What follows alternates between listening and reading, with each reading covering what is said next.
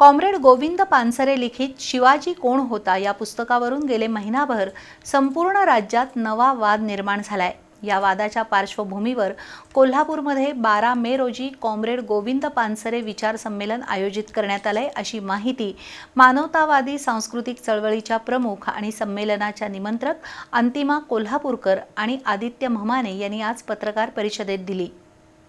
Comrade Govind Pansare यांच्या विचारांचा जागर घालण्यासाठी कोल्हापुरात संमेलनाचं आयोजन करण्यात आलंय। 12 मे रोजी सकाळी 11 ते 2 या वेळेत हे संमेलन शाहू स्मारक भवनमध्ये होत आहे। डॉक्टर कपिल राजहंस हे या संमेलनाचे अध्यक्ष असून श्रमिक मुक्ती दलाचे नेते डॉक्टर भारत पाटणकर यांच्या हस्ते संमेलनाचं उद्घाटन होणार आहे। आरपीआय आठवले गटाचे जिल्हाध्यक्ष उत्तम कांबळे, अनिल म्हमाणे, विश्वास तरटे यांच्यासह प्रमुख मान्यवर या संमेलनाला उपस्थित राहणार आहेत। संमेलनात विविध ठराव मंजूर करून ते शासनाकडे पाठवण्यात येणार आहेत, असं संमेलनाच्या निमंत्रक अंतिमा कोल्हापूरकर आणि आदित्य म्हमाने यांनी पत्रकार परिषदेत सांगितलं।